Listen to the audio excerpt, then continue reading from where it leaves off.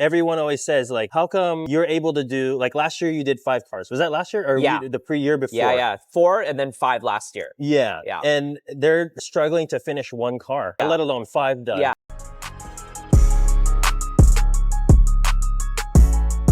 All right, guys, we show you guys a lot of the builds, but right now we've got the opportunity to finally show you one from like the very, very beginning. Daniel just bought this car and he's dropping it off. We're gonna go over the list of stuff that we've got planned for it, so stay tuned.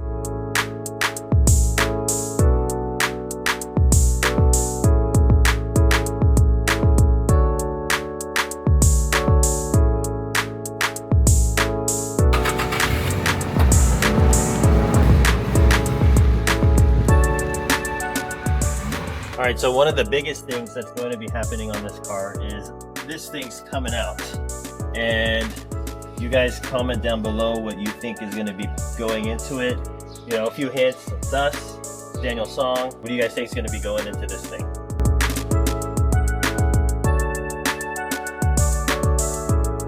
Two weeks later. All right, guys, it's been a few weeks, about a month since the car was dropped off. We've got the car over here in our fabrication area. Yeah, let's go see what the cage looks like so far.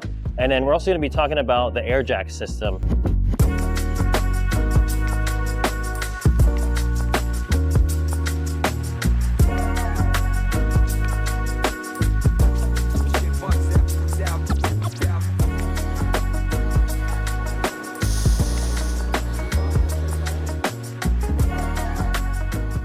Okay, guys, so just to give you guys a sense of the time that we've had, pretty much August 1st, July 30th, like the cage and the air jacks are about to be done. Even though SEMA is not until November, why are we still in a crunch right now? Well, as inevitable, we know that whatever time we lose at the beginning of the project, we know inevitably come late October, we're going to wish we had those days back. We've been doing this now for 5-6 years. And no matter how early we seem to get started, inevitably there seems to be a crunch. And a lot of that has to do with obviously the arrival of some parts that hold up the process, right? Most notably for this S15 project is going to be the aero. So everything that's coming from Garage Mak is being made right now, being fulfilled, being loaded in a container. That container is going to probably take 6 weeks, 7 weeks in the ocean, right? So by the time, by the time this thing lands, the aero kit, we're probably going to have like under 30 days to do aero. So the biggest issue is like, we got to get everything else done before that kit lands, right? Because if we have, let's say, roll cage and air jacks, despite the fact that that can move fairly quickly, if like Carlos is like trying to climb over us while we're doing panels and stuff, you know, then it gets complicated, right? So I think a lot of times with these projects, it's all about, as silly as it sounds, it's all about like time management. 100%. It's just like a house remodel. You can't have plumbers and electricians and masonry people all in at the same time because they're going to trip over each other. You got to like really plan out what team goes in, what they finish, and then bring the next team in, right? And so that's probably why it feels like a crunch, even though it's 90 days away. We're still away. So we get asked a lot when people watch your build videos on our channel, thankfully. Everyone always says, like, how come you're able to do, like last year you did 5 cars. Was that last year or the year before? 4 and then 5 last year. And they're struggling to finish 1 car. And, you know, they're not even doing it for SEMA per se with like a hard deadline with a bunch of partners involved. It's just their passion project. But we want to kind of pick your brain and help people who are watching kind of see how much it actually takes behind the scenes to get 1 car, not let alone 5 done. So I think number 1 for me is it didn't just start at 5, right? I certainly would be drowning and absolutely miserably failing if I was doing 5 cars from the beginning, right? I've done 1 car for every year, focused on 1 project. And I did that for 3 or 4 years, you know what I mean? And then as opportunities grew and as I felt like I had a better control of like what's going on, what I'm doing, the workflow, as that experience kind of builds, then you scale up to 2 builds, then 3 builds. And, you know, obviously the jump to 5 was still significant. The first year that we did 4 builds, I was telling my wife, it literally kicked my butt because it was a big jump. But now that I've sort of expanded the ability to do 4, doing 5, yes, it's still hard.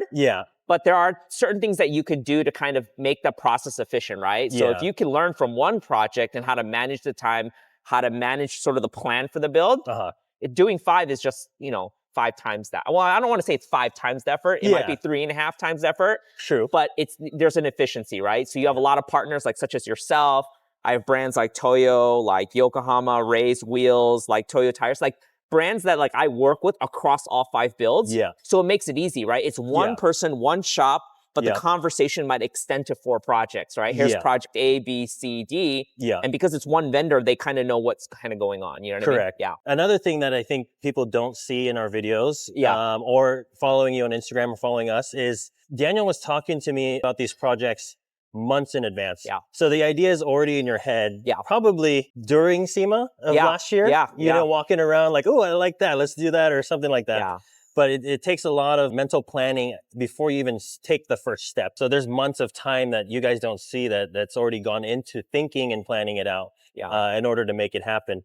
But one thing, like I always tell everybody in our videos, is the thing that really helps Daniel get through these projects and helps us the most is how hands-on you are with the organization and the planning, but also getting to the milestones. And then if we come up with a challenge, you know, there's already plan B, C, D in place. Yeah, I think it's very important to have sort of like pivot points, right? Because I mean, again, like I said, I think half of SEMA building is problem solving, right? So if there is a delay in shipment or a vendor can't get a certain part out in time, then you got to be ready to pivot to the next plan B, because you can't wait and stop the whole project, right? Yeah. You know, again, we're working with Toge Factory on their swap kit, and they're still producing the oil pan right now. And so that swap hasn't started, but it allowed us to pivot and flip the plan to do the roll cage, the air jacks first, take care of the interior. And by the time this thing is all painted on the interior side, that swap kit should arrive and we should be able to move smoothly into the drivetrain swap.